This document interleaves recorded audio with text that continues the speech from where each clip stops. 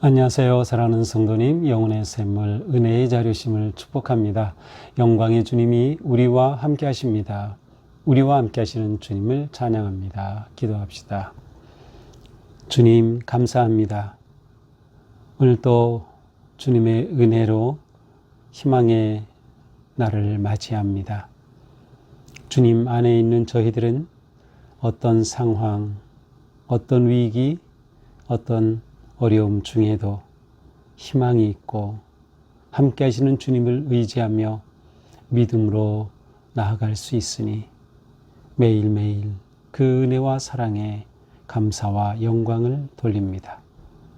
오늘도 주님의 은혜 안에서 이렇게 말씀을 대하고 묵상하며 함께 할 때 성령님 저희의 마음과 생각을 주장하여 주시고 오직 예수 그리스도 안에서 바르고 신실하며 거룩한 믿음의 길을 걷는 하루가 되게 하옵소서. 오늘도 생명의 말씀으로 채우시고 진리와 구원의 말씀으로 새롭게 하여 주시옵소서. 예수님 이름으로 기도합니다. 아멘. 오늘 말씀은 시편 144편입니다. 1절에서 15절입니다. 나의 반석이신 여호와를 찬송하리로다. 그가 내 손을 가르쳐 싸우게 하시며 손가락을 가르쳐 전쟁하게 하시는도다. 여호와는 나의 사랑이시요 나의 요새이시요 나의 산성이시요 나를 건지시는 이시요 나의 방패이시니 내가 그에게 피하였고 그가 내 백성을 내게 복종하게 하셨나이다. 여호와여, 사람이 무엇이기에 주께서 그를 알아주시며 인생이 무엇이기에 그를 생각하시나이까. 사람은 헛것 같고 그의 날은 지나가는 그림자 같으니이다. 여호와여, 주의 하늘을 두리우고 강림하시며 산들에 접촉하사 연기를 내게 하소서. 번개를 번쩍이사 원수들을 흩으시며 주의 화살을 쏘아 그들을 무찌르소서. 위에서부터 주의 손을 펴사 나를 큰 물과 이방인의 손에서 구하여 건지소서. 그들의 입은 거짓을 말하며 그의 오른손은 거짓의 오른손이니이다. 하나님이여, 내가 주께 새 노래로 노래하며 열 줄 비파로 주를 찬양하리이다. 주는 왕들에게 구원을 베푸시는 자시요 그의 종 다윗을 그 해하려는 칼에서 구하시는 자시니이다. 이방인의 손에서 나를 구하여 건지소서. 그들의 입은 거짓을 말하며 그 오른손은 거짓의 오른손이니이다. 우리 아들들은 어리다가 장성한 나무들과 같으며 우리 딸들은 궁전의 양식대로 아름답게 다듬은 모퉁이 돌들과 같으며 우리의 곳간에는 백곡이 가득하며 우리의 양은 들에서 천천과 만만으로 번성하며 우리 수소는 무겁게 실었으며 또 우리를 침노하는 일이나 우리가 나아가 막는 일이 없으며 우리 거리에는 슬피 부르짖음이 없을진데 이러한 백성은 복이 있나니 여호와를 자기 하나님으로 삼는 백성은 복이 있도다. 아멘. 계속되는 다윗의 시편이죠. 이 시편 144편에는 다윗의 찬양과 간구와 고백이 담겨 있습니다. 아주 깊이 하나님과의 관계, 또 자신을 돌아보는 그러한 성찰이 담겨 있는 정말 귀한 시이죠. 자, 1절부터 보겠습니다. 나의 반석이신 여호와를 찬송하리로다. 그가 내 손을 가르쳐 싸우게 하시며 손가락을 가르쳐 전쟁하게 하시는도다. 자, 여기서 다윗은 하나님을 가리켜 나의 반석이다 라고 표현하죠. 자, 오늘 이 시편에서 보면 전부 나의 이렇게 돼 있어요. 그리고 12절부터는 우리라고 되어 있습니다. 그래서 10절까지는 다윗이 그의 하나님을 향한 개인의 어떤 마음과 간구와 또 찬양이 담겨 있어요. 근데 다윗은 하나님을 향해 나의 반석이시다. 자, 반석은 뭐예요? 큰 바위와 같은 것이죠. 아니면 밑에 든든하게 깔려있는 그러한 바위 덩어리 같은 그러한 이미지. 결국 하나님은 내가 의지할 수 있는 분, 내가 신뢰할 수 있는 분, 내 인생이 흔들리지 않고 안정될 수 있는 그러한 내 인생의 기초가 되시는 분이다 라는 그러한 다윗의 고백이에요. 자, 우리가 하나님을 어떤 분으로 경험하고 이해하고 깨닫고 고백하느냐는 굉장히 중요한 거예요. 이것이 우리의 신앙의 모든 것을 드러내죠. 다윗은 먼저 하나님을 반석이시다라고 고백해요. 그런데 1절에서 또 하나는 이러한 하나님은 어떤 하나님인가? 반석이신 하나님 여호와를 찬송하리로다. 원래는 여호와는 찬송 받으시는 분입니다. 이렇게 돼 있어요. 따라서 1절에서는 하나님에 대한 두 가지의 내용이 포함이 됐어요. 자, 하나님은 영광을 찬송을 받으시는 분, 그리고 또 하나는 가르치시는 분이라는 거예요.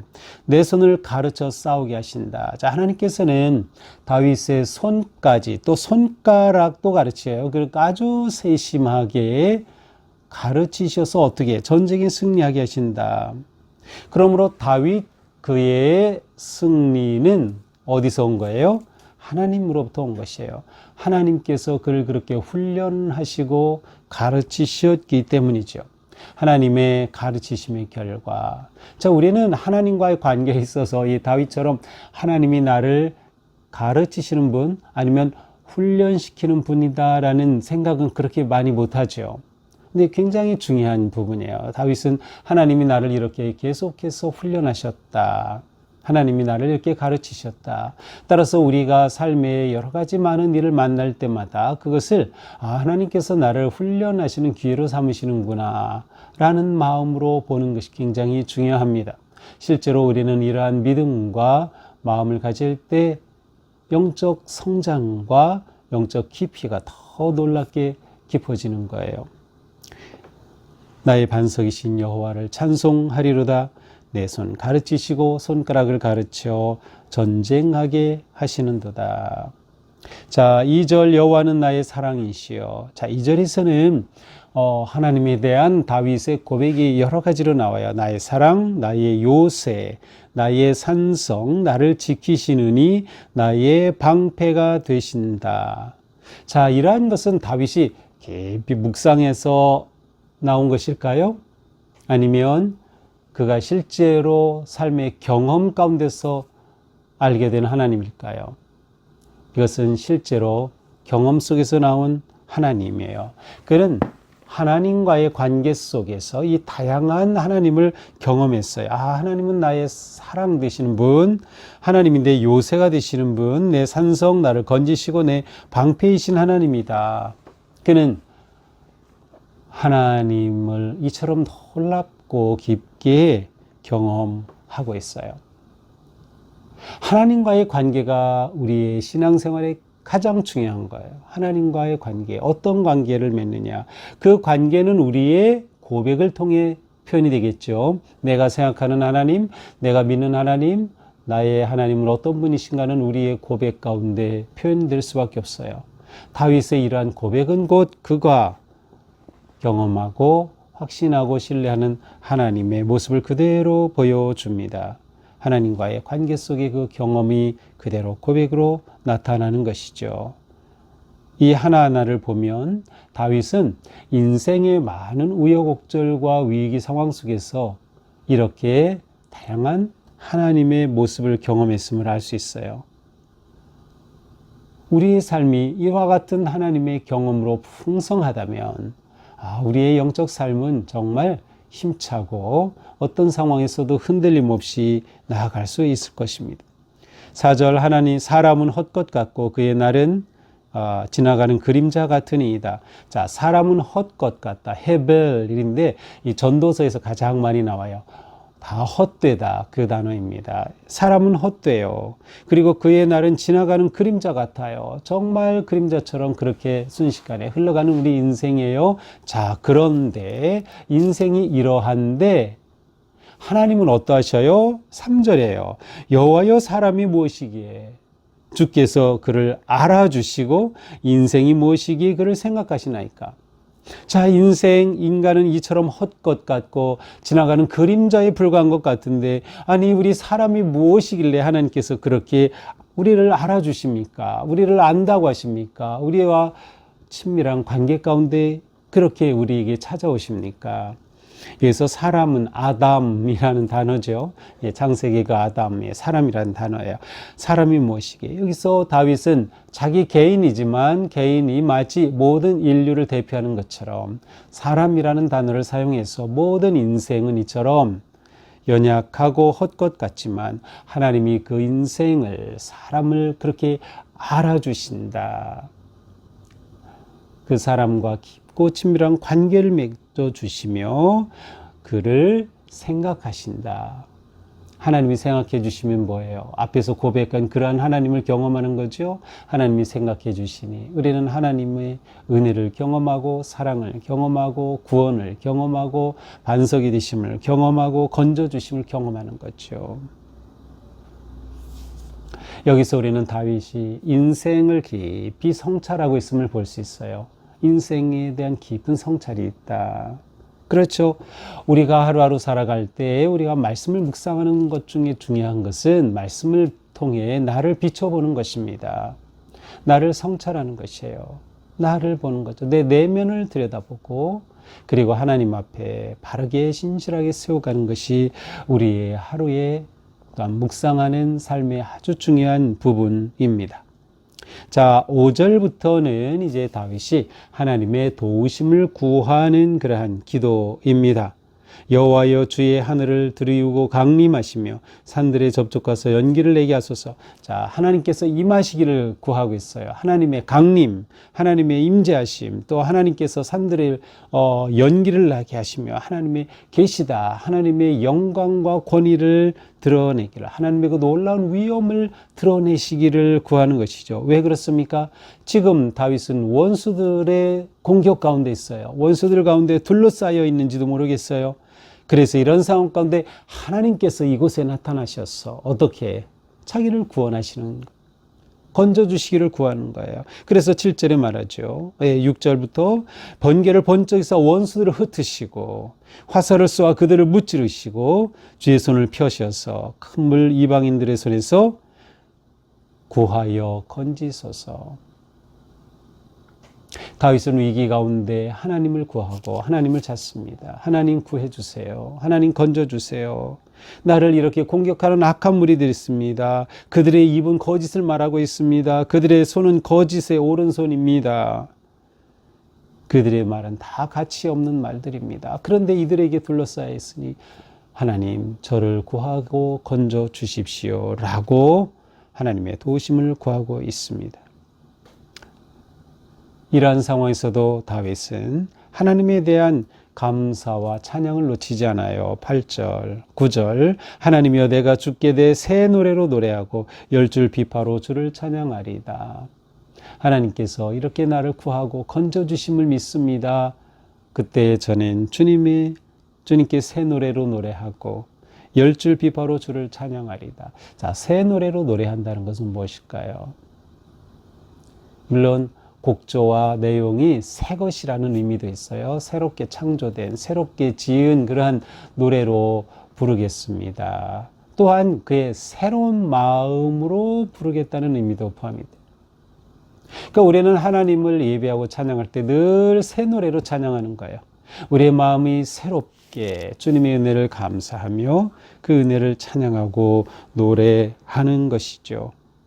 주는 왕들에게 구원을 베푸시는 자시요 헤아려는 칼에서 구하시는 자이십니다. 주님은 구원자이십니다. 주님은 구하시는 분이십니다. 그러니 구하시고 건져 주십시오.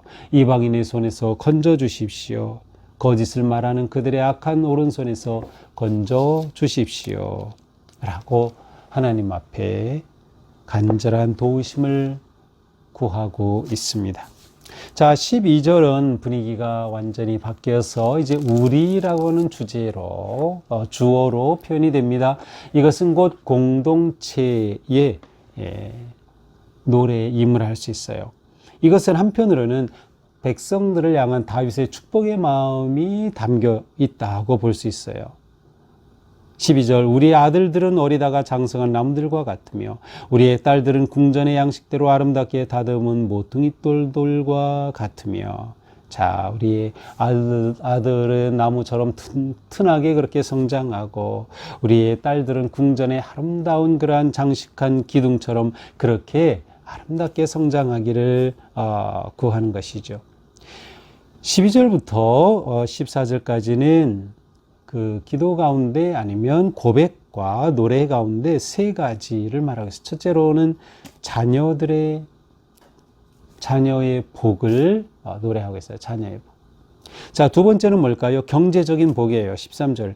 우리의 곳간에는 백곡이 가득, 모든 곡식이 풍성해요. 우리의 양은 들의 천천과 만만으로 번성하고, 목축업을 하는 그들에게 양들이 만만으로 번성하고, 14절. 수소는 무겁게 실었으며, 자, 소가 무겁다 무슨 뜻이에요? 살찌는 것이죠. 그래서 소들은 살이 찌며, 자, 경제적인 그러한 복을 노래하고 있어요.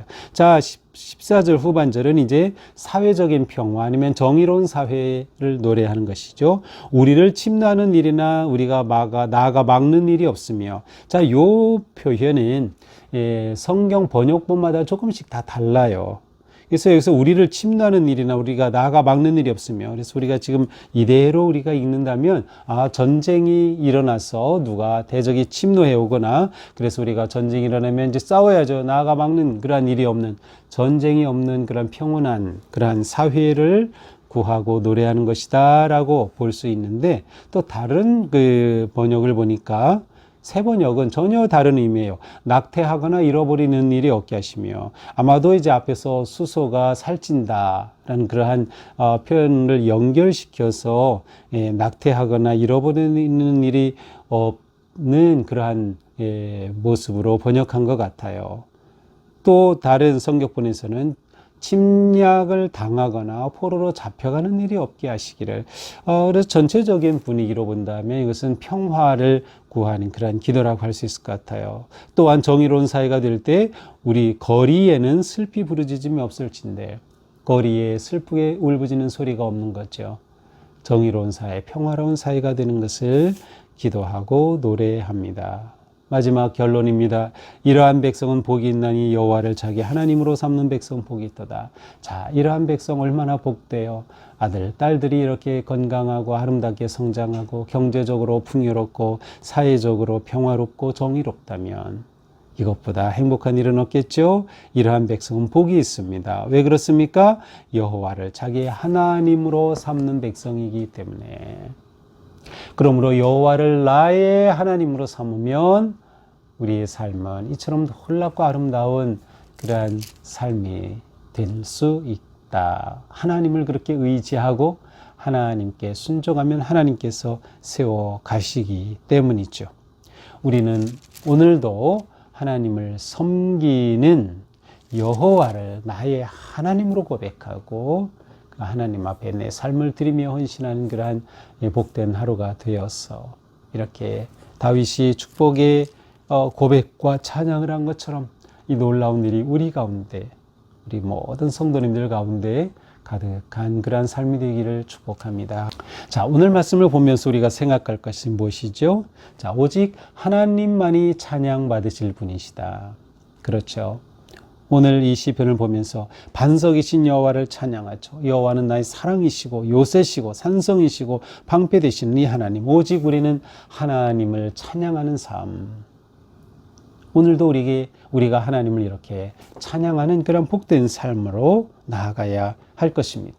또한 중요한 것은 우리의 영적 삶에서 하나님과의 관계가 핵심이다. 우리는 다윗의 고백을 통해 그가 얼마나 하나님과 친밀하고 아름답고 거룩한 관계를 맺었는지를 우리는 볼 수 있어요. 그래서 우리는 더 하나님과 가까워지고 하나님을 깨닫고 하나님의 음성을 듣고 하나님과의 친밀한 관계를 세워가는 것, 너무도 중요한 일이에요. 우리가 진정으로 하나님의 자녀로 살아가는 거예요. 자녀로 살아가는 것. 그러니까 우리는 매일의 묵상을 통해서 이렇게 말씀을 통해 하나님을 알아가는 것이죠. 가까이 오신 하나님을 우리가 보게 되는 것이죠. 도우시고 구원하시는 하나님을 만나게 되는 것이에요. 하나님이 나를 알아주시고 하나님께서 나를 생각해 주신다. 그렇다면 우리는 오늘 하루도 아주 든든하게 승리하며 나아갈 수 있을 것입니다. 우리 인생은 약합니다. 우리는 다 허무하고 연약한 그런 인생을 살아가죠. 하지만 3절의 말씀처럼 하나님께서 사람이 무엇이기에 그렇게 알아주시고 무엇이기에 생각해 주십니까? 우리는 이 하나님을 이렇게 바라본다면 우리는 우리 인생이 허무가 아니라 하나님께서 이렇게 생각하시고 함께 하시는 너무도 거룩하고 귀한, 그래서 제가 언젠가 설교에서 우리 인생이 명품이다 라는 것처럼 정말 내 인생 명품 인생, 하나님 앞에 값진 인생임을 생각하며 오늘 하루도 훈련, 성장, 기도, 감사, 기쁨 넘쳐나는 그런 복된 하루가 되기를 축복합니다. 기도합시다. 주님 감사합니다. 오늘 말씀으로 저희의 삶이 어떻게 나아가야 하는지 가르쳐 주셨습니다. 우리의 삶이 오직 주님만을 의지하고 신뢰하며 하나님과의 깊고 친밀한 관계가 우리에게 얼마나 중요한지 저희들이 말씀 읽고 묵상하고 나누기에 힘쓰며 주님의 마음 알기에 힘쓰며 또한 기꺼이 주님 앞으로 달려나아가 우리의 마음을 쏟아놓으며 기도와 간구로 주님의 도우심을 구하는 우리 모두가 되게 하여 주시옵소서. 예수님 이름으로 기도합니다. 아멘. 네, 오늘 하루도 주님 은혜로 우리 삶이처럼 거룩하고 복된 하루가 되기를 축복합니다. 사랑합니다.